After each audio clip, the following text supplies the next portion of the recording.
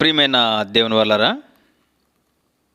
మరి నాటి క్లాస్కి చేరి వచ్చినటువంటి మీ అందరికీ మన ప్రభువును ప్రియరక్షకుడైనటువంటి యేసుక్రీస్తు వారి పేరట శుభములు వందనములు తెలియజేస్తున్నాను. ఈరోజు మన పాఠం యేసు రాజ్యం ఎక్కడా. బ్యాచిలర్ బైబిల్ థియాలజీ 4th సెమిస్టర్లో ఉన్నటువంటి మీకు ఈరోజు ఏర్పాటు చేయబడినటువంటి పాఠమే యేసు రాజ్యము ఎక్కడా. ఒక అద్భుతమైనటువంటి పాఠం అండి ఇది. ఈరోజు క్రైస్తవులలో ఒక వివాదాస్పదంగా ఉన్నటువంటి అంశమే ఈ పాఠం.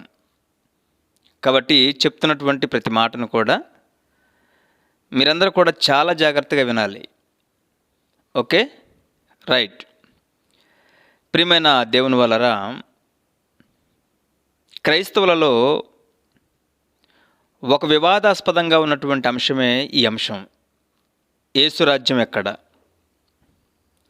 అంటే యేసు రాజ్యం గురించినటువంటి వివరణ క్రైస్తవులకు అర్థం కాక ఒక ఖచ్చితమైనటువంటి నిర్ణయానికి రాకుండా యేసు రాజ్యం క్రీస్తు రెండవ రాకడలో వస్తుందని కొందరు, మరికొంతమంది పరలోక రాజ్యమే యేసు రాజ్యం అని మరికొందరు, ఇలా రకరకాల అపార్థాలతోటి సత్యము అనేటటువంటి ఈ వాక్యానికి సంకెళ్ళు వేసి అనేకులైనటువంటి క్రీస్తు విరోధులకు ఒక అవకాశాన్ని కల్పిస్తున్నటువంటి వాళ్ళే నేడు క్రైస్తవులు, అనగా బైబిల్ మీద సరైనటువంటి పట్టులేనటువంటి క్రైస్తవులు.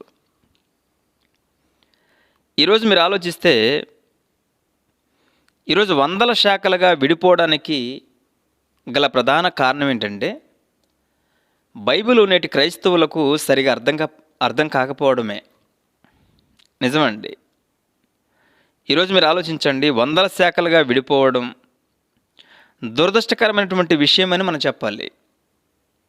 ఇక నేటి మన క్రైస్తవులలో ఉన్నటువంటి మరి ఈ బలహీనమైనటువంటి విషయాన్ని గ్రహించినటువంటి కొంతమంది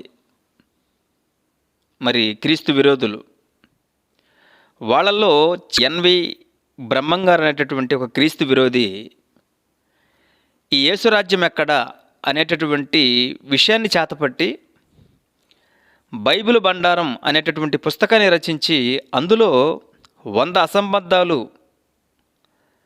రాశాడండి. అంటే 100 తప్పులున్నాయి అని ఒక పుస్తకాన్ని రాశాడు. ఎవరు? ఈ ఎన్బి బ్రహ్మంగారు అనేటటువంటి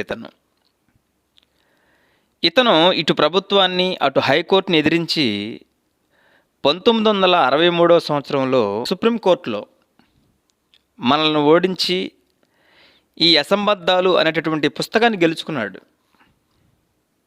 అయితే వారి తరమునకు కడవరి కాలం ముందు పుట్టినటువంటి జయశాలి గారు, శ్రీ జయశాలి పీడి సుందరరావు గారు 1989లో మార్చి నెలలో బ్రహ్మంగారికి నోటీసులు పంపించి వైజాగ్ విజయనగరం మహాసభల్లో ప్రజాకోర్టు ముందుకు ఆహ్వానించడం జరిగింది.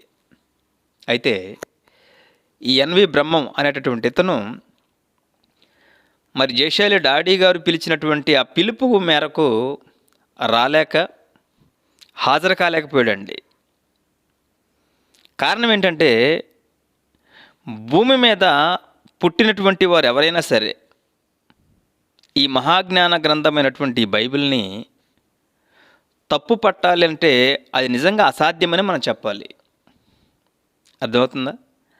అందుకే బైబిల్లో ఒక అద్భుతమైనటువంటి మాటను రాయించాడు. ఆ మాటను మనం చూద్దాం ఈ సందర్భంలో. యెషయా గ్రంథం 40వ అధ్యాయము 28వ వచనాన్ని చూద్దాం. యెషయా గ్రంథం 40వ అధ్యాయము 28వ వచనాన్ని జాగ్రత్తగా నోట్ చేసుకోండి. ఆయన సొమ్మసిల్లడు అలయుడు అని అన్నాడు. చూడండి, ఆయన అంటే ఎవరు చెప్పండి? దేవుడు. ఆయన జ్ఞానము శోధించుట అసాధ్యము అని అన్నాడు.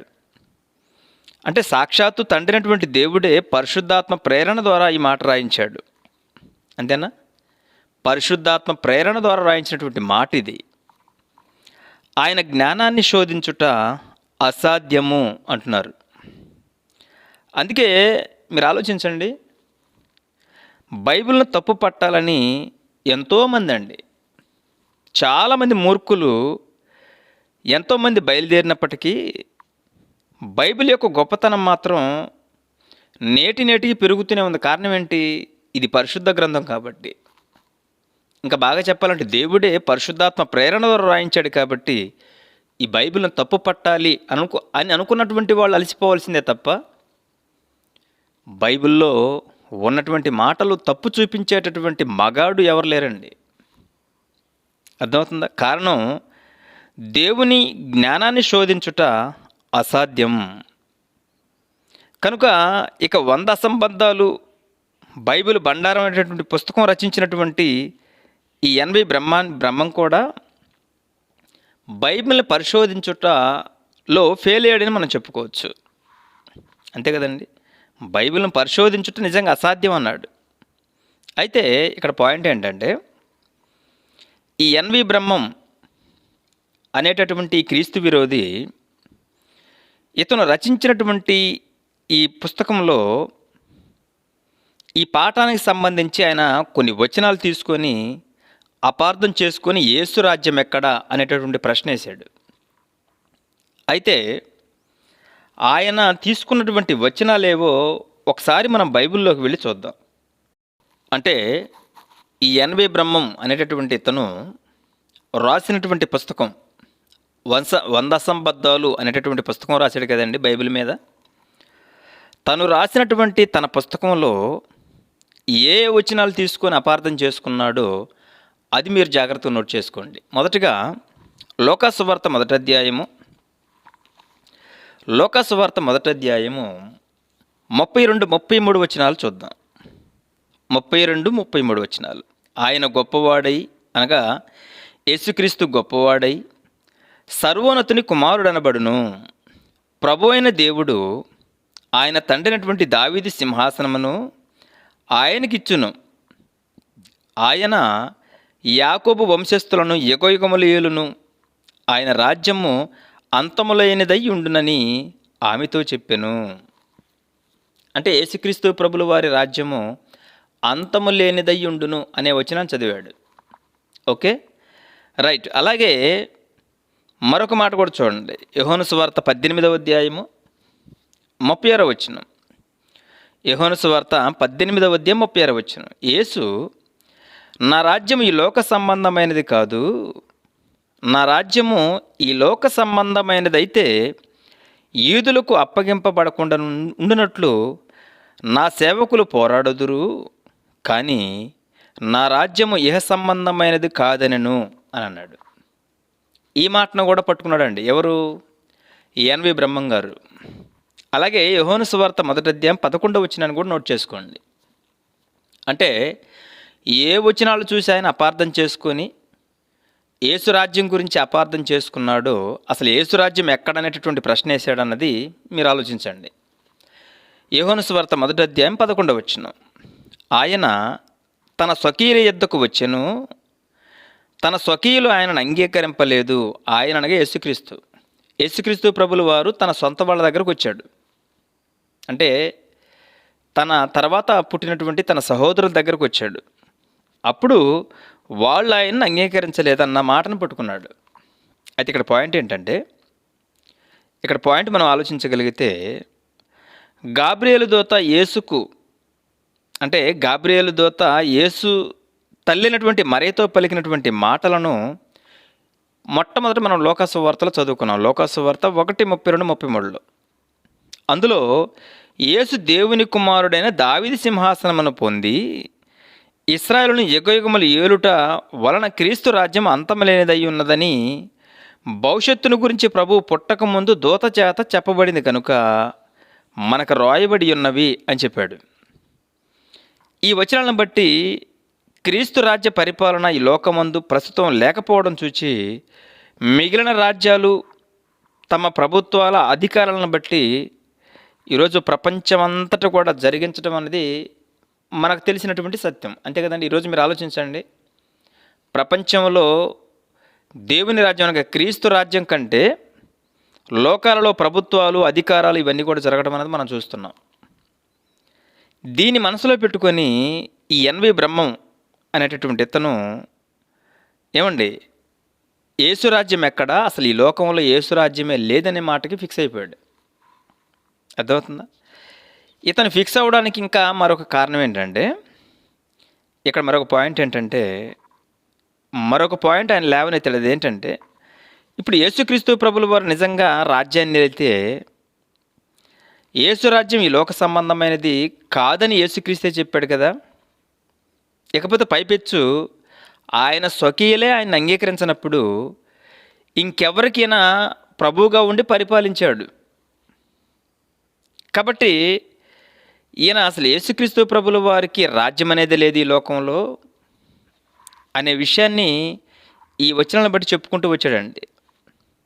అంటే అదే బైబిల్ని బట్టి నిరూపించాలని ఇతను సంబరపడి ఈ వచనాలను తీసుకున్నాడు. అర్థమవుతుందా? కానీ వేద గ్రంథంలో రాయబడినటువంటి వాటి గురించి సరిగా ఇతను ఆలోచించక తొందరపడ్డాడని మనం చెప్పుకోక తప్పదు. అర్థమవుతుందా? చాలా తొందరపడి అసలు యేసు రాజ్యం ఎక్కడా ఈ లోకంలో లేదని ఫిక్స్ అయిపోయాడు. అంతేనా? ఇక దేవుని రాజ్యం గురించి ప్రస్తావన బైబిల్లో ఎక్కడున్నాయో అని మనం లేఖనాలను చూడగలిగితే బైబిల్లో యేసు రాజ్యం గురించినటువంటి ప్రస్తావన చాలా చోట్ల ఉంది. కానీ ఎన్వి బ్రహ్మం గారు వాటన్నిటిని పరిశోధించేటటువంటి క్రమంలో నిజంగా ఫెయిల్ అయిపోయి వాటన్నిటిని కూడా పరిశోధించకుండా ఎక్కడో దొరికినటువంటి ఒక మాటను తీసుకొని అక్కడ నిలబడి తొందరపడి యేసు రాజ్యం ఈ భూమి మీద లేదని చెప్పేశాడు. కానీ యేసు రాజ్యం గురించి మనం ఆలోచించినప్పుడు బైబిల్లో ఎన్నో వచనాలు మనకు కనబడుతూ ఉంటాయి. వాటిల్లో మనం ఆలోచించగలిగితే దానియేలు గ్రంథం 2వ అధ్యాయం 29 నుంచి 35 వచనాలు ఉంటాయి. చదువుతాను, జాగ్రత్తగా చూడండి. దానియేలు గ్రంథం 2వ అధ్యాయము 29 నుంచి కొన్ని మాటలు. రాజా, ప్రస్తుత కాలం గడిచిన పిమ్మట ఏమి జరుగునో అనుకుని తాము పడక మీద పరుండి మనోచింత గలవారయ్యుండగా మర్మములను బయలుపరచువాడు కలగబో దాన్ని తమరికి తెలియజేశాను. ఇతర మనుషుల కంటే నాకు విశేష జ్ఞానం ముందుట వలన ఈ మర్మము నాకు బయలుపరచబడలేదు. రాజునకు దాని భావమును తెలియజేయ నిమిత్తము తమ మనసు యొక్క తమ ఆలోచనలను తాము తెలుసుకున్న నిమిత్తమును అది బయలుపరచబడెను. అంటే దీని అర్థం ఏంటంటే, రాజుగారికి ఒక కళ వచ్చింది. ఆ కళ గురించినటువంటి ప్రస్తావన ఇది. అయితే ఆ కళ గురించినటువంటి ప్రస్తావన ఇక్కడ రాజుగారు మర్చిపోయి అడుగుతుంటే చెప్తున్నాడు. ఎవరు? దానియేలు గారు చెప్తున్నాడు. రాజా, తాము చూచుచుండగా బ్రహ్మాండముకు ఒక ప్రతిమ కనబడిన కదా. ఈ గొప్ప ప్రతిమ మహా ప్రకాశమును భయంకరమైన రూపము గలదై తమరి ఎదుట నిలిచెను. ఆ ప్రతిమ యొక్క శిరస్సు మేలిమి బంగారమై ఉన్నది. ఆ ప్రతిమ యొక్క శిరస్సు అనగా తల. అది ఎలా ఉందంటే మేలిమి బంగారమై ఉన్నది. దాని రొమ్మును భుజములను వెండివియు అని అన్నాడు. చూడండి, వెండివి అంటే వెండి రూపంలో ఉన్నాయి. దాని ఉదరము తొడలు ఇత్తడివి అని చెప్పాడు.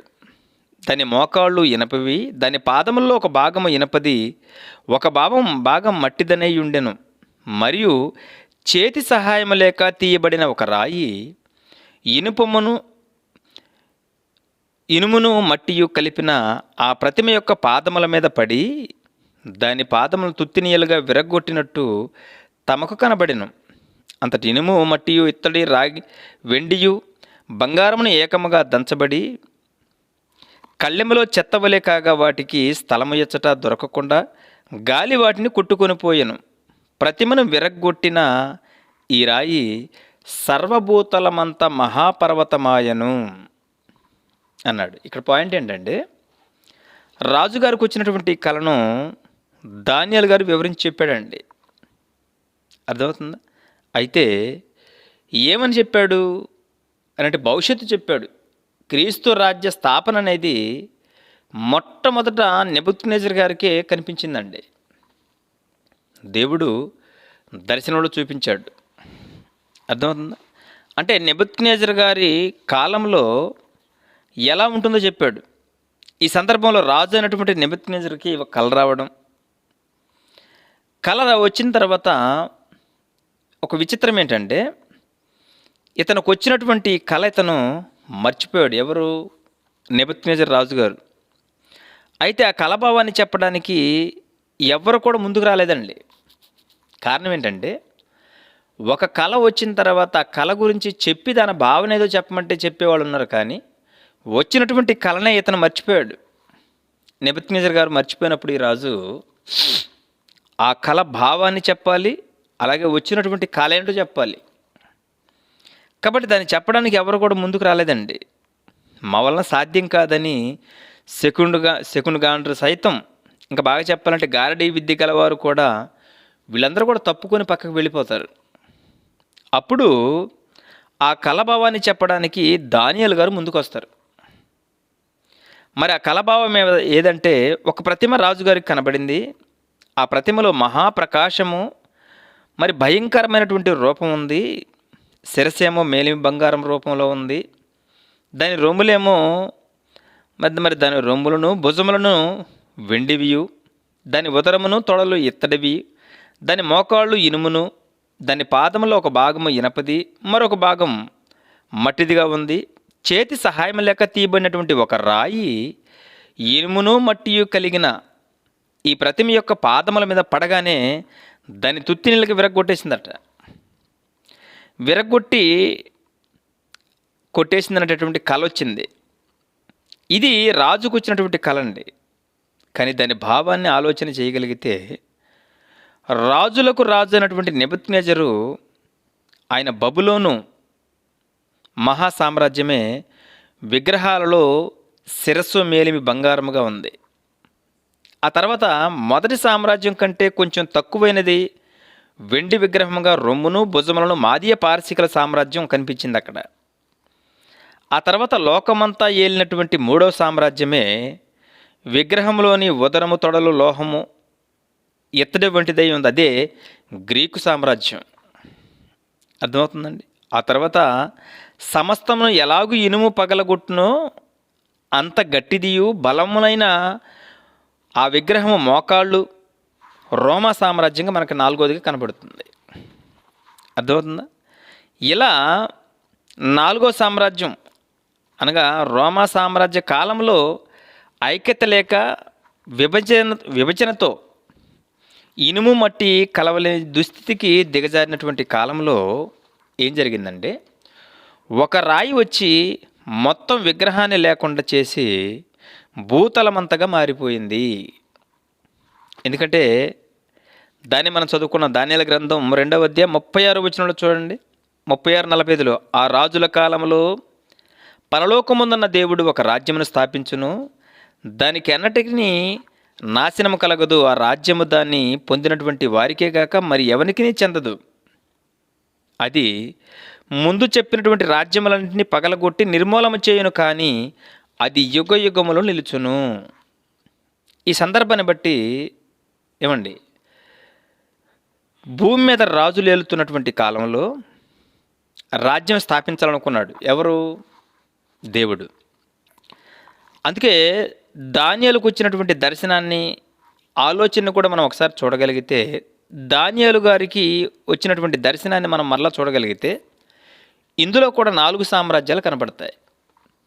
ఒకటి మనందరికీ తెలుసు, ఒక సామ్రాజ్యం బబులోను మహాసామ్రాజ్యం అయితే, రెండవ సామ్రాజ్యం మాదీల పారసీకుల సామ్రాజ్యం, మూడోది గ్రీకుల సామ్రాజ్యం, నాలుగోది మరి రోమా సామ్రాజ్యం మనందరికీ తెలుసు. వీటి గురించి దేవుడు దానియేలు గారికి ఇచ్చినటువంటి దర్శనంలో ఎలా ఇచ్చాడో అన్నది కూడా మీకు అర్థమైతే ఈ పాఠం మీకు ఇంకొంచెం తేలిగ్గా అర్థం చేసుకోవడం అన్నది జరుగుతుంది. దానియేలు గ్రంథం 7వ అధ్యాయము 2-7 వచనాలు చూడండి. 2-7 అప్పుడు 4 మిక్కిలి గొప్ప జంతువులు మహాసముద్రం మీద గాలి విసురుట నాకు కనబడెను. అంటే దానియేలు గారి దర్శనంలో. అప్పుడు 4 మిక్కిలి గొప్ప జంతువులు మహాసముద్రంలో నుండి పైకెక్కెను. ఆ జంతువులు ఒకదానికొకటి భిన్నములయ్యుండెను. మొదటిది సింహమును పోలి ఉన్నది. మొదటి జంతువు ఎలా ఉందట? సింహాన్ని పోలి ఉన్నది. కానీ దానికి పక్షిరాజు రెక్కల వంటి 2 రెక్కలుండెను. నేను చూచుచుండగా దాని రెక్కలు తీయబడినవి గనుక మనుషుని వలె అది పాదములు పెట్టుకొని నేలపైన నిలబడెను. మరియు మానవ మనసు వంటి మనసు దానికి ఇయ్యబడెను. ఇక రెండవ జంతువు గురించి చెప్తున్నాడు చూడండి. రెండవ జంతువు ఎలుగుబంటిని పోలి ఉన్నది. అంటే రెండవ జంతువు ఎలుగుబంటిని పోలి ఉన్నది. మొదటిది సింహం, రెండోది ఎలుగుబంటిని పోలి ఉన్నది.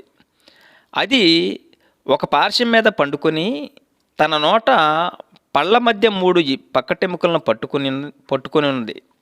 కొందరు లెమ్ము విస్తారముగా భక్షించుము అని దానితో చెప్పిరి. అటు పిమ్మట చిరుతుపులను పోలినటువంటి మరొక జంతువును చూసి తిని. మూడో జంతువు చిరుతుపులను పోలిన మరొక జంతువును చూసేటట్ట. దాని వీపున పక్షి రెక్కలు వంటి 4 రెక్కలుండెను. దానికి 4 తలలుండెను. దానికి ఆధిపత్యం ఇయ్యబడెను. పిమ్మట రాత్రి యందు నాకు దర్శనములు కలిగినప్పుడు నేను చూచుచుండగా ఘోరమును భయంకరమైన జంతువు ఒకటి కనబడెను. 4వ జంతువు ఘోరమైనది, భయంకరమైనటువంటి జంతువు అన్నాడు దీన్ని. అది తనకు ముందుగా ఉండినటువంటి ఇతర జంతువులకు భిన్నమై ఉన్నది. అది మహాబలమహస్యములు కలిగినది.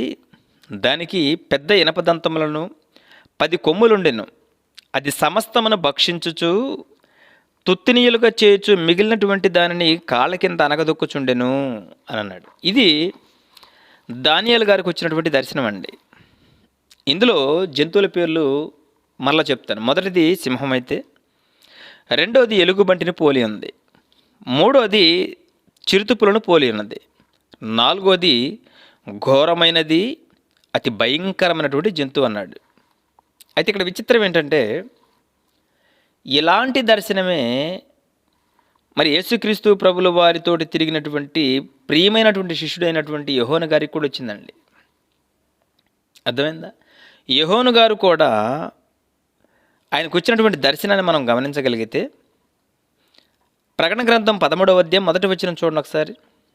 ప్రకటన గ్రంథం 13వ అధ్యాయము మొదటి వచనం. మరియు 10 కొమ్ములను 7 తలలను ఒక క్రూర మృగమును సముద్రముల నుండి పైకొచ్చుట చూచితిని. దాని కొమ్ముల మీద 10 కిరీటములను, దాని తల మీద దేవదూషణకరమైనటువంటి పేర్లు ఉండెను. నేను చూచినటువంటి ఆ మృగము చిరుతుపులని పోలి ఉండెను. పాయింట్ అర్థం కావాలి మీకు. చిరుతుపులని పోలి ఉండెను. అక్కడ దర్శనంలో అంటే దానియేలు గారి దర్శనంలో ఏ జంతువులు అయితే కనిపించినాయో, యాజిటీజ్గా ఇక్కడ యోహాను గారి దర్శనంలో కూడా ఏ జంతువులు కనిపించాయి. అంటే ఆ మృగము చిరుతుపులని పోలి ఉండెను. దాని పాదములు ఎలుగుబంటి పాదముల వంటివి, దాని నోరు సింహపు నోరు వంటిది. దానికి ఘటసర్పమును తన బలమును తన సింహాసనము గొప్ప అధికారం ఇచ్చినన్నాడు. అంటే ఒక క్రూర మృగము సముద్రం నుండి పైకి వచ్చి చూశాడట, మొదటి పాయింట్. రెండోది, ఆ మృగము చిరుతుపులను పోలి ఉంది. మూడోది, ఎలుగుబంటి పాదముల వంటి పాదములు ఉన్నాయి, దాని నోరు సింహము నోరు వంటిది అన్నాడు. అయితే ఇక్కడ దానియేలు గారు అలాగే యోహాను గారి దర్శనంలో ఒకే జంతువులు కనబడినట్టుగా మీకు ఇక్కడ స్పష్టంగా అర్థం కావాలి. అర్థమైందండి? ఇద్దరు దర్శనాల్లో కనిపించినటువంటి జంతువులు ఒకే జంతువులు కనిపించాయి. అంటే తన దర్శనం గురించి కలవరపడినప్పుడు, అంటే దానియేలు గారు తన దర్శనం గురించి కలవరపడినప్పుడు ఆ దర్శన భావం తనకు తెలియపరచబడింది. లోకమందు ప్రభుత్వము చేయబో 4 రాజ్యములను సూచించుచున్నవి. అర్థమవుతుందండి? ఆ 4 రాజ్యములే, 1 బబులోను మహాసామ్రాజ్యము, 2 మాదీల పారసీకుల సామ్రాజ్యము, 3 గ్రీకుల మహాసామ్రాజ్యము, 4 రోమ మహా సామ్రాజ్యం. అర్థమవుతుందండి? అంటే 4 రాజ్యాలను సూచిస్తూ ఉంది. అయితే మహోన్నతుని పరిశుద్ధులే రాజ్యాధికారం నందుదురు అన్నాడు. వారు యుగయుగములు యుగాంతములు పర్యాంతము రాజ్యము చేయుదురు అన్నాడు. దానియేలు గ్రంథం 7వ అధ్యాయము 15-18 వచనాలు కూడా మీరు చూడగలిగితే, నాకు కలిగినటువంటి దర్శనలు నన్ను కలవరపరచుచున్నందున దానియేలు గారు చెప్తున్నాడండి. నాకు కలిగినటువంటి దర్శనములు నన్ను కలవరపరచుచున్నందున దానియేలు అను నేను నా దేహములో మనోదుఖము గలవాడనైతిని. నేను దగ్గర నిలిచి ఉన్నవారిలో ఒకని యొద్దకు పోయి ఇందుని గురించి నిజమంతయు నాకు చెప్పమని అడుగుగా, అతడు నాతో మాట్లాడినటువంటి సంగతుల భావము నాకు తెలియజేసాను. అది ఎట్లనగా, ఆ మహాజంతువులు 4 అయ్యుండి లోకమందు ప్రభుత్వం చేయబోవు 4 రాజ్యములు సూచించుచున్నవి. అయితే మహోన్నతుని పరిశుద్ధులే రాజ్యాధికారం నందుదురు. వారు యుగయుగములు యుగాంతముల వరకు రాజ్యమేలుదురు అన్నాడు. ఇక్కడ ఒక విచిత్రమైనటువంటి పాయింట్ ఏంటంటే, ఇక్కడ చెప్పబడినటువంటి మాటలో ఒక విచిత్రమైనటువంటి సంగతి దాగుందండి. అదేంటంటే, దానియేలు కాలమునకు మొట్టమొదటి జంతువు అధికారంలో ఉండగా, యోహాను గారి కాలంలోకి వచ్చేసరికి 4వ జంతువు అధికారమునకు ముగింపులో ఉన్నట్టుగా మనకు కనిపించింది. అంటే బబులోను మహాసామ్రాజ్య ప్రారంభ అధికారంలో ఉండగా ఆఖరి రోమా సామ్రాజ్య ముగింపులో ఉన్నట్టుగా మనకి ఇక్కడ స్పష్టంగా అర్థమైంది. ఆ పాయింట్ మీకు అర్థం కావాలి. మళ్ళీ చెప్తున్నాను. దానియేలు గారి కాలంలో మొట్టమొదటి జంతువు ఏది చెప్పండి?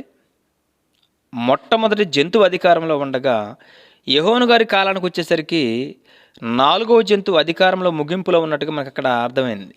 అంటే బబులోను సామ్రాజ్య ప్రారంభ అధికారంలో ఉండగా ఆఖరి రోమా సామ్రాజ్యం ముగింపులో ఉన్నట్టుగా మనకి ఇక్కడ స్పష్టంగా అర్థమవుతుంది. అందువలనే ముగింపునకు సూచిస్తున్నట్లుగా ఒకేసారి 4 జంతువుల కలయికను యోహాను గారు ప్రకటన గ్రంథంలో చూశాడు. అదే మనం చదువుకున్నాం, ప్రకటన గ్రంథం 13:1. అర్థమవుతుందా? ఇక రాజ్యమును గురించి ప్రవచనాన్ని మనము జాగ్రత్తగా చూడగలిగితే, దేవుడు స్థాపించినటువంటి రాజ్యం గురించి ఇప్పుడు మీకు అర్థమవుతుంది. యేసు రాజ్యం ఎక్కడ అనేటటువంటి ఒక ప్రశ్నను మరి ఎన్వి బ్రహ్మం గారు లేవనెత్తినప్పుడు, యేసు రాజ్యం ఎక్కడో అద్భుతమైనటువంటి రెఫరెన్స్లు నేను ఇస్తాను, జాగ్రత్తగా నోట్ చేసుకోండి. యెషయా గ్రంథం 2వ అధ్యాయం 2వ వచనం. అంత్యదినములలో పర్వతములపైన యెహోవా పర్వత శిఖరమున స్థిరపరచబడి కొండల కంటే ఎత్తుగా ఎత్తబడును. ప్రవాహం వచ్చినట్లు సమస్త అన్ని జనులు దానిలోకి వచ్చేదరు. ప్రవాహం వచ్చినట్లు సమస్త అన్ని జనులు అందులోకి వచ్చేదరంటే ఇక్కడ పాయింట్ ఏంటంటే, ఇప్పుడు చదివినటువంటి వచనం ప్రకారం అంత్యదినములలో తండ్రి రాజ్యమును స్థాపిస్తున్నాడు అన్న విషయం మీకు అర్థం కావాలి. ఆ రాజ్యంలోకి ఎవరెవరు వస్తారట? అన్ని జనులు ప్రవాహం వల్లే వస్తారని ఆ పాయింట్ మీకు అర్థం కావాలి. అర్థమైందా? మరొక వచనాన్ని కూడా మీరు చూడగలిగితే ఇలాంటి వచనం మరొక వచనం మీకు కనబడుతుంది. చూడండి, మేకా గ్రంథం 4వ అధ్యాయం 2వ వచనం. మేకా గ్రంథం 4వ అధ్యాయం 2వ వచనం. కాబట్టి ఆ కాలమున అన్ని జనులు అనేకులు వచ్చి సియోనుల నుండి యెహోవా వాక్కు బయలువెళ్ళెను. యాకోబు దేవుని మందిరమునకు యెహోవా పర్వతమునకు మనం వెళ్ళుదుము రండి. ఆయన తన మార్గముల విషయమై మనకు బోధించును. మనం ఆయన త్రోవలో నడుచుకుందామని చెప్పుకుందురు. అంటే పైన చదవబడినటువంటి 2 సందర్భాలను, అనగా యెషయా గ్రంథం కానీ ఇప్పుడు చదివినటువంటి మేకా గ్రంథం కానీ, ఈ 2 సందర్భాలు మీరు జాగ్రత్తగా ఆలోచిస్తే తండ్రి అయినటువంటి దేవుడు స్థాపించినటువంటి సామ్రాజ్యం కొరకు చెప్పబడినటువంటి మాటలండి ఇవి. అర్థమవుతుందా? చెప్పబడినటువంటి మాటలే ఇప్పుడు మనం చదువుకున్నాం. అయితే ఈ 4 మహాసామ్రాజ్యాలలో ఆఖరి మహాసామ్రాజ్యమైనటువంటి, అర్థమైందా, ఆఖరి సామ్రాజ్యమైనటువంటి రోమా సామ్రాజ్యంలోనే యేసుక్రీస్తు ప్రభుల వారి జననం జరిగింది. అది మనకి లోకాసు వార్త 2వ అధ్యాయం 1వ వచనంలో మీకు కనబడుతుంది. లోకాసు వార్త 2వ అధ్యాయం 1వ వచనం కూడా నోట్ చేసుకోండి. ఆ దినములలో సర్వలోకమునకు ప్రజాసంఖ్య రాయవలనని కైసరు అగొస్తు వలన ఆజ్ఞాయను యేసేపు దావీదు లోను గోత్రంలోనూ పుట్టినవాడు గనుక తనకు భారీగా ప్రదానము చేయబడి గర్భవతి ఉండినందున మరియతో కూడా ఆ జనాభా లెక్కలో రాయుటకు గలిలయలోని నజరేతు నుండి ఈదుల్లోనికి యోదయలోనికి బెత్లెహేమును దావీదుపురమునకు వెళ్ళెను. వారు అక్కడ ఉన్నప్పుడు మరియ ప్రసవ దినములను నిండి కుమారుని కనెను. ఇలాగూ చేతి సహాయం లేనటువంటి ఒక రాయి ఇనుము మట్టి కలిసినటువంటి విగ్రహములను అనగా రోమా సామ్రాజ్యాన్ని అసలు దాఖలాలు లేకుండా కొట్టేసిందండి. అర్థమైందా? అంటే ముందు తెలుసుకున్నట్టుగా నెబుకద్నెజరు ఈ విషయాన్ని అంతటిని కూడా ముందుగానే తెలుసుకున్నట్టుగా కలలో పరలోకమందున్నటువంటి దేవుని మహాసామ్రాజ్యం ఈ భూమిపైన స్థాపించడం కొరకు నాంది పలికినటువంటి విషయమే ఈ విషయం.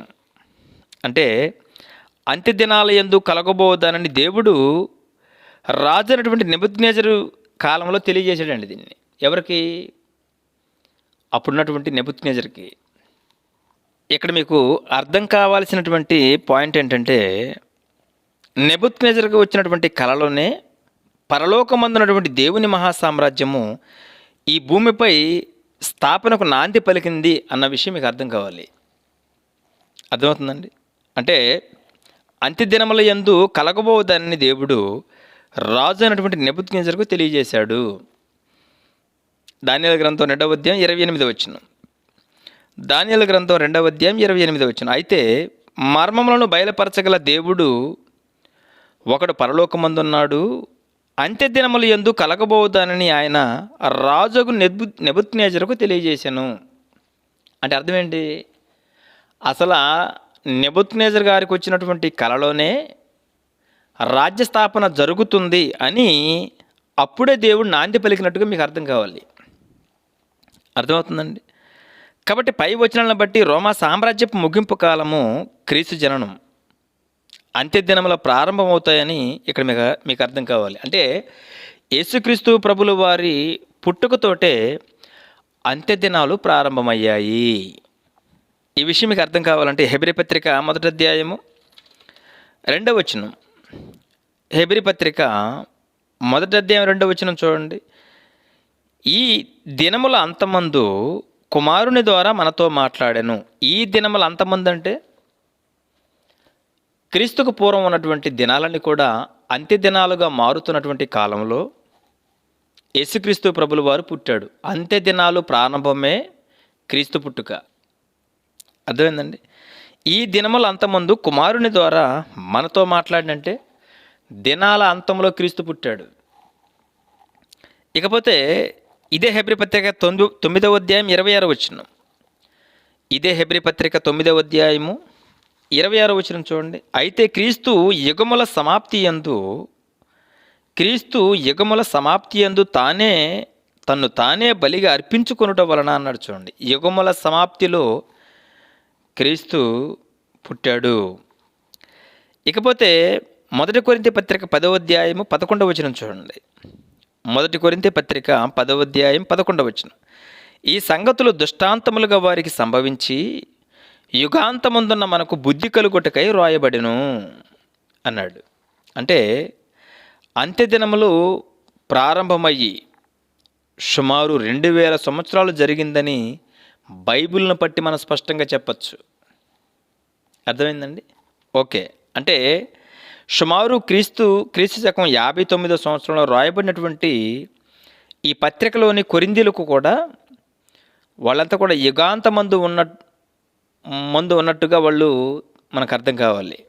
అంతేనా?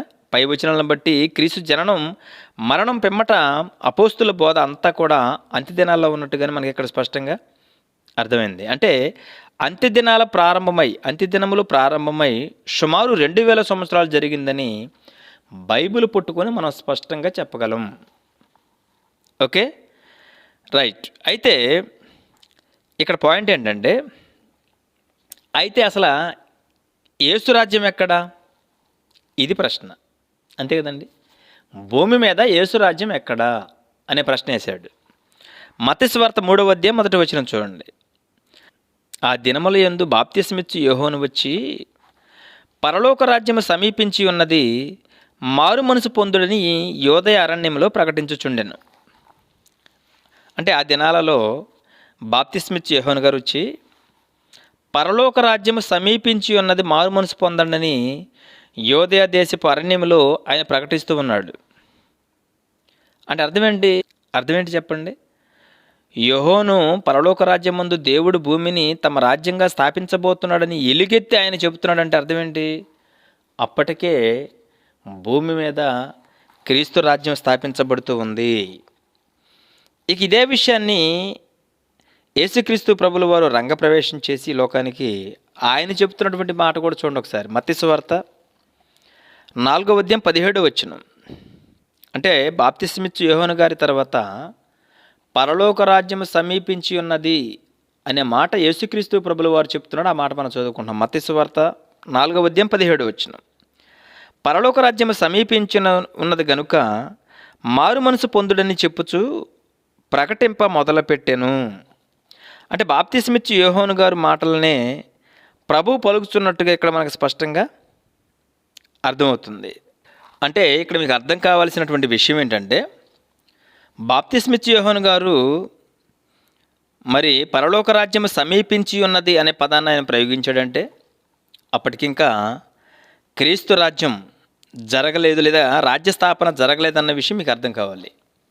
అలాగే యేసుక్రీస్తు ప్రభుల వారు కూడా పరలోక రాజ్యం సమీపించి ఉన్నది కనుక మారు మనసు పొందమని ఆయన కూడా చెప్తున్నాడంటే యేసుక్రీస్తు ప్రభుల వారు అర్థం ఏంటి?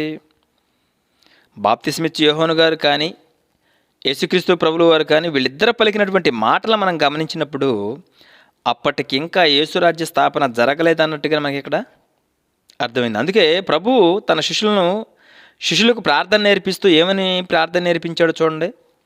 మత్తయి సువార్త 6:9-10. మీరు ఇలాగూ ప్రార్థన చేయుడి, పరలోకమందున్న మా తండ్రి, నీ నామం పరిశుద్ధపరచబడునుగాక, నీ రాజ్యము మాకొచ్చునుగాక, నీ రాజ్యము మాకొచ్చునుగాక అనే పదాన్ని ప్రయోగించాడు. అంటే అప్పటికి యేసుక్రీస్తు ప్రభుల వారు రాజ్యస్థాపన అప్పటికి ఇంకా జరిగించలేదన్నట్టుగా మనకు అక్కడ అర్థమైంది. మార్కు సువార్త 9:1. మరియు ఆయన ఇక్కడ నిలిచి ఉన్నటువంటి వారిలో కొందరు దేవుని రాజ్యము బలముతో వచ్చుట చూచు వరకు మరణం రుచి చూడరని మీతో నిశ్చయముగా చెప్పుచున్నాను అన్నాడు. ఈ మాటను బట్టి యేసు శిష్యుల్లో కొందరు తప్పనిసరిగా ఆ రాజ్యమును మరి పొందు వరకు చనిపోరనే అద్భుతమైనటువంటి విషయాన్ని బయటపెట్టాడు. అయితే ఇక్కడ పాయింట్ ఏంటంటే, ఆ దినము వరకు ఒకవేళ దేవుడు భూమి మీద తన రాజ్యమును స్థాపించలేదంటే మరి యేసుక్రీస్తు ప్రభుల వారితో తిరిగినటువంటి శిష్యుల్లో కొంతమంది మరి మొదటి శతాబ్దం వరకు అనగా నేటి వరకు కూడా బ్రతికుండాలి. మరి ఇప్పుడు బ్రతికున్నారా? లేదు. బ్రతికున్నారా అంటే లేదంటే దాని అర్థం ఏంటి? అంటే మొదటి శతాబ్దంలోనే రాజ్యస్థాపన జరిగింది. రాజ్యస్థాపన జరిగినటువంటి ఆ రాజ్యస్థాపనలోనే మరి ఆయన శిష్యులు ఉన్నారు. వాళ్ళు ఆ రాజ్యాన్ని చూసే తమ కాలాన్ని ముగించుకొని వెళ్ళిపోయారు. అర్థమవుతుందండి? మళ్ళీ చెప్తాను ఈ పాయింట్. అంటే యేసుక్రీస్తు ప్రభుల వారు చెప్పినటువంటి మాట నెరవేరిందంటే నెరవేరింది, అంతే కదండి. ఇంకా మీకు అర్థం కావాలంటే మొదటి శతాబ్దంలోనే రాజ్యస్థాపన జరిగిందో లేదో మరొక రెఫరెన్స్ నోట్ చేసుకోండి. కొలస్సీ పత్రిక 1:13. కొలస్సీ పత్రిక 1:13. ఆయన మనలను అంధకార సంబంధమైన అధికారంలో నుండి విడుదల చేసి తాను ప్రేమించిన తన కుమారుని యొక్క రాజ్య నివాసులుగా చేశాను. అంటే అపోస్తులైనటువంటి పౌలు గారు ఈ పత్రికను అనగా క్రీస్తు శకం 64లో రాశాడండి. అంతేనా? అంటే కొలస్సీ పత్రిక సుమారు క్రీస్తు శకం 64లో ఆయన రాశాడంటే అప్పటికే రాజ్యస్థాపన జరిగిపోయినట్లే మనకి ఇక్కడ స్పష్టంగా అర్థమవుతుంది. అంతేనా? అందువలనే యేసు యొక్క రాజ్య నివాసులుగా చేశాను అని అన్నాడు. చేశానంటే జరిగిపోయిందని, అంతే కదండి. జరిగిపోయినటువంటి సంఘటనను ఇక్కడ వివరిస్తున్నట్లుగా మనకి ఇక్కడ స్పష్టంగా అర్థమవుతుంది. ఇక పౌలు గారు మాత్రమే కాకుండా క్రీస్తు ప్రేమించినటువంటి శిష్యుడైనటువంటి యోహోను గారు కూడా, అంటే యేసుక్రీస్తు ప్రభుల వారికి అత్యంత ప్రియమైనటువంటి శిష్యుడిగా ఉన్నటువంటి యోహాను గారు కూడా ఏమంటున్నాడో ఒక మాట చూడండి. ప్రకటన గ్రంథం 1:9. ప్రకటన గ్రంథం 1:9. మీ సహోదరుడను యేసును బట్టి కలుగు శ్రమలో రాజ్యములోను సహవాసంలోను పాలివాడనని యోహాను అనేటటువంటి నేను వాక్యము నిమిత్తము పద్మాసు దీపమున పరవాసినైతిని అని అన్నాడు.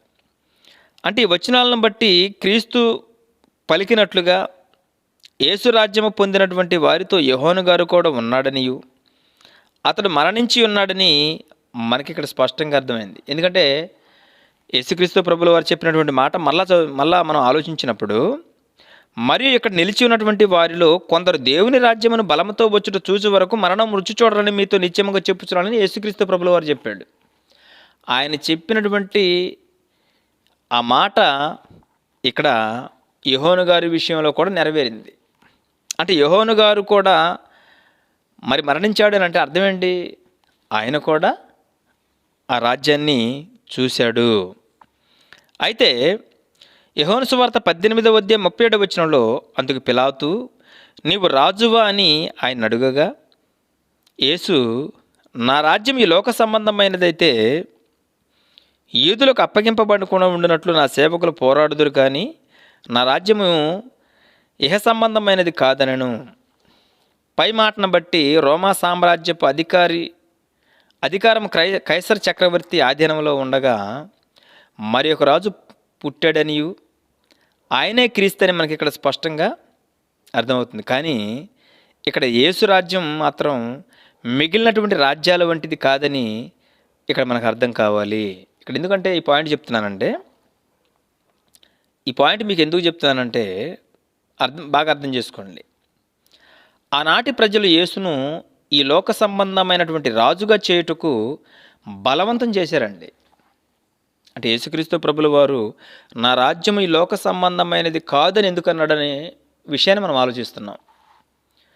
యేసుక్రీస్తు ప్రభుల వారు ఈ భూమి మీద ఎన్నో అద్భుతాలు చేశాడు, ఎన్నో మహత్కార్యాలు చేశాడు. అప్పుడు వాళ్ళందరూ కూడా ఈ లోకానికి సంబంధించినటువంటి రాజుగానే చూశారు. అందుకే యేసుక్రీస్తు ప్రభుల వారిని రాజుగా చేయుటకు, బలవంతంగా రాజుగా చేయుటకు చూసినప్పుడు యేసుక్రీస్తు ప్రభుల వారు తప్పించుకొని పోవడం అన్నది కూడా మనం బైబిల్లో చదువుతాం. అందువలన దేవుడు కోరుకున్నటువంటి సామ్రాజ్య స్థాపనకు మరి దానికి ముందున్నటువంటి రాజ్యాల వంటిది నా రాజ్యం కాదని, వాటికి భిన్నమైనదని రాయబడిందండి బైబిల్లో. అర్థమవుతుందా? ఆ విషయాన్ని మనం జాగ్రత్తగా గమనించాలి. అంటే నా రాజ్యం ఈ లోక సంబంధమైనది కాదని యేసుక్రీస్తు ప్రభుల వారు ఎందుకన్నాడో ఈ ఎన్వి బ్రహ్మానికి అర్థం కాలేదు. ఎందుకన్నాడో తెలుసా అండి?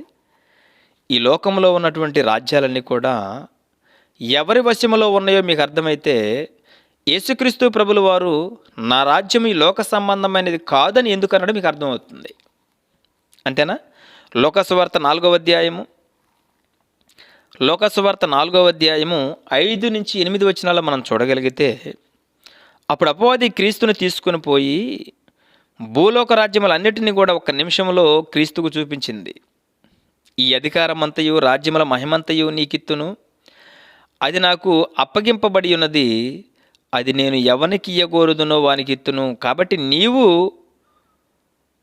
నీవు వానికి మొక్కితివా, ఇదంతయు నీదగునని చెప్పింది.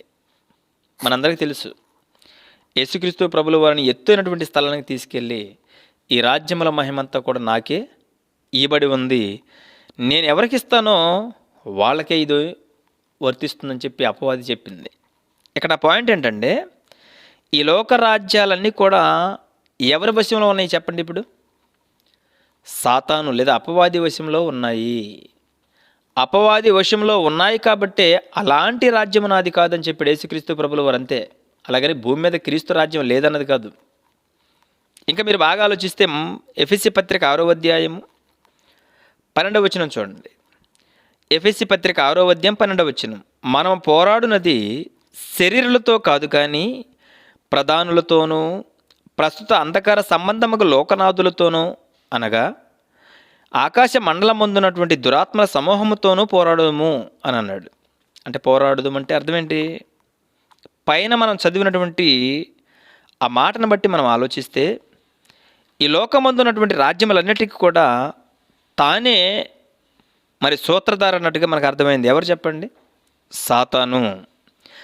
సాతాను లేదా అపవాది, మరి అపవాది చేతిలోనే ఈ లోకంలో ఉన్నటువంటి రాజ్యాలన్నీ కూడా ఉన్నాయన్న విషయాన్ని మనం ఇక్కడ స్పష్టంగా అర్థం చేసుకోవచ్చు. అయితే పాయింట్ ఏంటంటే, ఇక్కడ మనకు అర్థం కావాల్సినటువంటి పాయింట్ ఏంటంటే, ఈ లోక రాజ్యాలని మహిమంతా కూడా అపవాది చేతుల్లో ఉన్నప్పుడు అలాంటి వాతావరణం నుండి మనకు విముక్తి కలగాలంటే మరొక నాదుడు తప్పక అవసరం. కాబట్టి దేవుడు యేసుక్రీస్తు ప్రభుల వారిని ఈ లోకానికి మన కొరకు ప్రసాదించాడు. ఎలా ప్రసాదించాడంటే, 1 పేతురు పత్రిక 2వ అధ్యాయము 9-10 వచనాలు. 1 పేతురు పత్రిక 2వ అధ్యాయము 9-10 వచనాలు. మీరు చీకటిలో నుండి ఆశ్చర్యకరమైన తన వెలుగులోనికి మిమ్మల్ని పిలిచిన వాని గుణాతిశయములను ప్రచురము చేయ నిమిత్తము ఏర్పరచబడినటువంటి వంశమును, రాజులేని యాజక సమూహమును, పరిశుద్ధ జనమును, దేవుని సొత్తైన ప్రజలనై ఉన్నారు అన్నాడు. ఈ మాటను బట్టి క్రీస్తు రక్తము వలన ఆయన రాజ్య స్థాపన జరిగిపోయిందని స్పష్టంగా బైబిల్ చెప్తుంది. అంతే కదండి? యేసుక్రీస్తు ప్రభుల వారి రక్తాన్ని బట్టి, క్రీస్తు రక్తం వలన ఈ రాజ్యం అనేది స్థాపించడం అన్నది జరిగింది. ఇంకా బాగా చెప్పాలంటే ఆ రాజ్యానికి మరొక పేరు పెట్టాడు. అంటే క్రీస్తు రాజ్యానికి ఉన్నటువంటి మరొక పేరు ఏంటంటే, అపోస్తుల కార్యములు 20వ అధ్యాయం 28వ వచనంలో చెప్తున్నాడు చూడండి. అపోస్తుల కార్యములు 20వ అధ్యాయం 28వ వచనం. దేవుడు తన సొంత రక్తమిచ్చి సంపాదించినటువంటి తన సంఘమును కాయుటకు అనే పదాన్ని ప్రయోగించాడు.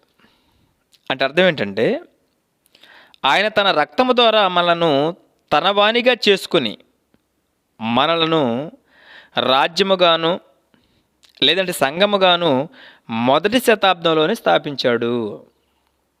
అర్థమవుతుందండి? అందును బట్టియే యేసు మరణం తర్వాత యోహాను రాజ్యంలోకి వచ్చానని ధైర్యంగా చెప్పగలిగాడండి.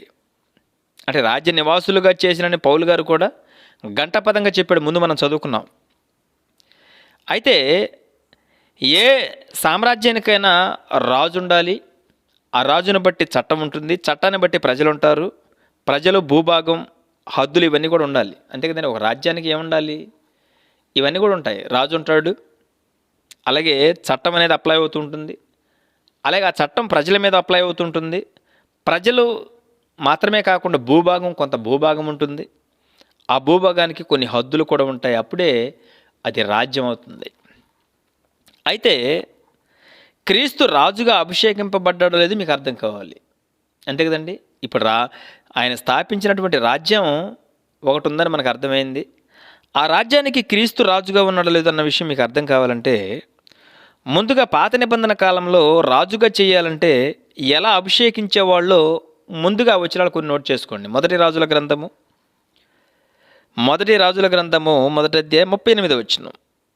కాబట్టి యాజకుడైనటువంటి సొదోకును, ప్రవక్త అయిన నాతానును, యెహోయా కుమారుడైన బెన్యాయకును, కెరితీయులను, దాలేయులను, రాజైన దావీదు కంచర గాడిద మీద సొలొమోనును ఎక్కించి గిహోనుకును తీసుకొని రాగా, యాజకుడైనటువంటి సొదోకు గుడారంలో నుండి తైలపు కొమ్మును తెచ్చి సొలొమోనుకు పట్టాభిషేకం చేసెను.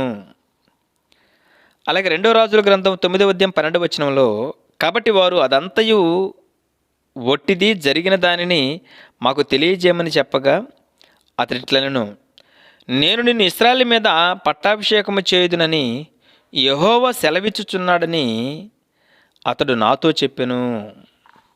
అంటే రాజులను అభిషేకం చేస్తున్నట్లుగా మనకి ఇక్కడ పాత నిబంధనలో కనబడింది. ఇప్పుడు క్రీస్తు కూడా రాజు కనుక యేసుక్రీస్తు ప్రభుల వారికి కూడా అభిషేకం జరిగిందో లేదో మీకు అర్థం కావాలి. అంతే కదండి? అపోస్తుల కార్యములు 4వ అధ్యాయము 27-28 వచనములు. ఏవి జరగవలనని నీ హస్తంలో నీ సంకల్పం ముందుగా నిర్ణయించెను, వాటన్నిటిని చేయుటకై నీవు అభిషేకించిన ఈ పరిశుద్ధ సేవకుడైన యేసునకు విరోధముగా హేరోదు, పొంతి పిలాతు అన్ని జనుల్లోనూ ఇశ్రాయేలులోను ప్రజల్లోనూ ఈ పట్టణమందు నిత్యముగా కూడుకునిరి అన్నాడు.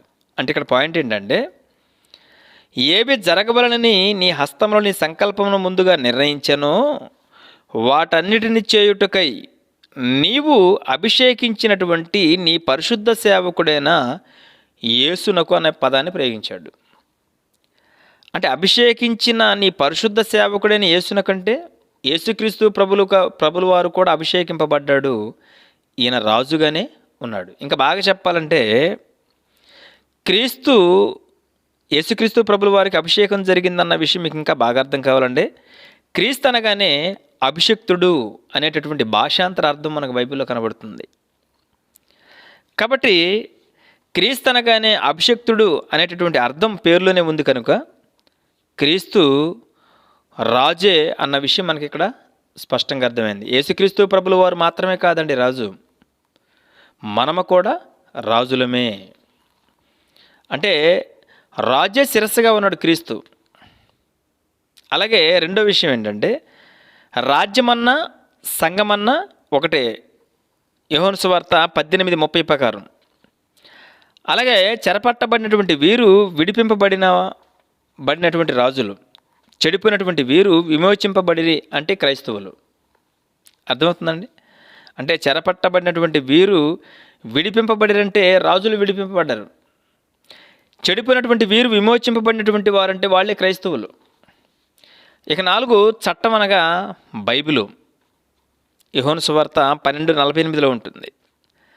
ఇక 5 ఎల్లలు అనగా హద్దులు.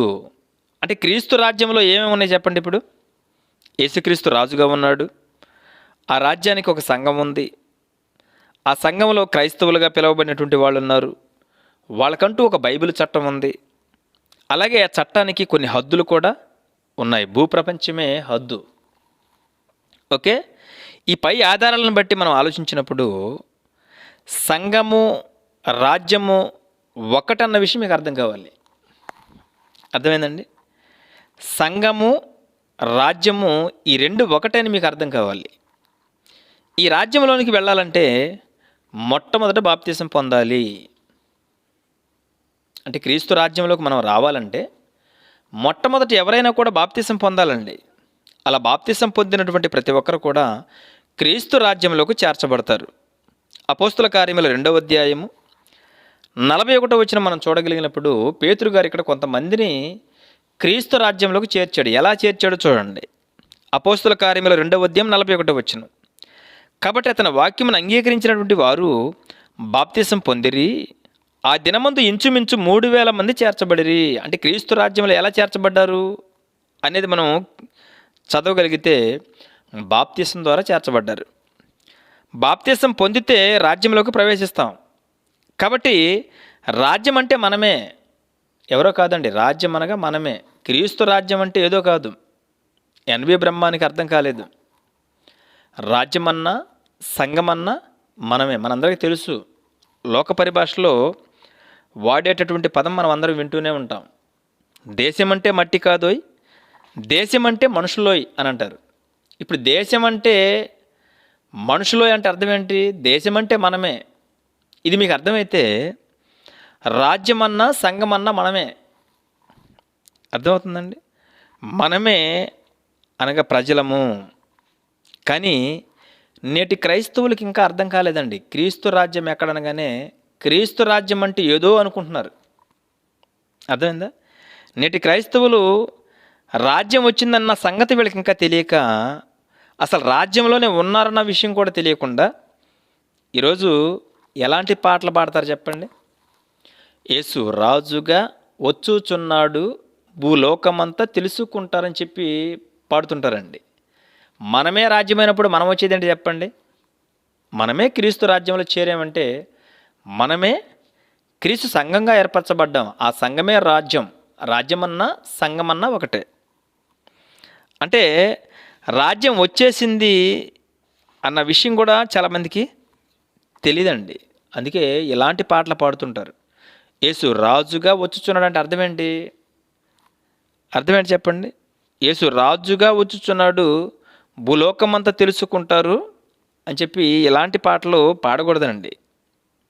కారణం ఏంటంటే రాజ్యం ఆల్రెడీ వచ్చేసింది, క్రీస్తు రాజ్యాన్ని స్థాపించాడు. కనుక యేసు రాజ్యం ఎక్కడా అనే ప్రశ్న ఎవరన్నా వేస్తే యేసు రాజ్యం భూమి మీదనే ఉంది. ఇక ఇంకా కొంచెం మనం ముందున్నటువంటి ఇశ్రాయేల్ గురించి కూడా మనం ఆలోచించినప్పుడు, ఇశ్రాయేల్ను కూడా దేవుడు ఒక రాజ్యంగా ప్రస్తావించినటువంటి సందర్భాలు మనకు బైబిల్లో కనబడుతూ ఉంటాయి. 2వ దినవృత్తాంతముల గ్రంథము 13వ అధ్యాయము, 2వ దినవృత్తాంతముల గ్రంథం 13వ అధ్యాయం 8వ వచనం చూడండి. ఇప్పుడు దావీదు సంతతి వారైనటువంటి వంశమున ఉన్న యెహోవా రాజ్యముతో మీరు యుద్ధము చేయ తెగించదరని తలంచుచున్నారా అని అంటున్నాడు. అంటే ఇశ్రాయేల్ని ఎలా పోల్చి చెప్తున్నాడు చెప్పండి ఇక్కడ దేవుడు. దావీదు సంతతి వారి వంశమునున్న యెహోవా రాజ్యముతో మీరు యుద్ధము చేయ తెగించుదమని తలంచుచున్నారంటే, ఒకనాడు ఇశ్రాయేలులు దేవుని రాజ్యంగా, దేవుని పిల్లలుగా ఉన్నారు. కానీ కొత్త నిబంధనకు వచ్చిన తర్వాత కొత్త నిబంధనను దేవుడిచ్చి అటు ఇశ్రాయేలులను ఇటు అన్ని జనులను కలిపి క్రీస్తు రాజ్యంగా చెప్పుకుంటూ వచ్చాడు. అర్థమైందా? అందుకే ప్రవక్తల ప్రవచనాలలో అన్ని జనులను ఏకం చేసినట్లుగా మనం చూస్తూ ఉంటాం. ఎన్నో వచనాలు ఉన్నాయి. కాబట్టి క్రీస్తు రాజ్యంలో అందరూ సమానులే. ఆ క్రీస్తు రాజ్యం ఎక్కడా అనంటే భూమి మీదనే ఉంది. ఆ క్రీస్తు రాజ్యం మనమే. అర్థమైందండి? ఎన్వి బ్రహ్మానికి ఇంత చిన్న లాజిక్ అర్థం చేసుకోవడం నిజంగా కష్టమయ్యి 100 అసంబద్ధాలు అనేటటువంటి పుస్తకాన్ని రాసాడే తప్ప అందులో నిజంగా ఒక్క అసంబద్ధం కూడా లేదండి. Bible 100% correct. అర్థమైందా? యేసు రాజ్యం ఎక్కడంటే అర్థం ఏంటి? అసలు భూమి మీద యేసు రాజ్యం లేదని చెప్పడానికి ఇలాంటి మాట రాశాడు. అంటే బైబిల్పై పరిశోధన అన్నది లేదు, నోటుకొచ్చింది ఏదో రాసేసాడు. కానీ యేసు రాజ్యం ఎక్కడ అనేటటువంటి ప్రశ్న వేసేటటువంటి వారికి మనమే చెప్పాలి. బైబిల్ ఓపెన్ యూనివర్సిటీలో ఉన్నటువంటి వాళ్ళే చెప్పగలరండి. ఏమని? యేసు రాజ్యం ఎక్కడో లేదు, ఈ భూమి మీదనే ఉందని, ఆ క్రీస్తు రాజ్యంలో అందరూ సమానముగా ఉన్నారని మనమే చెప్పగలం. ఓకే? కాబట్టి యేసు రాజ్యం ఎక్కడ అన్న ఈ పాఠంలో మరి ఈ విషయాలన్నీ కూడా మీకు చక్కగా అర్థమయ్యాయని భావిస్తూ మరి కొద్ది మాటలు ముగిస్తున్నాను.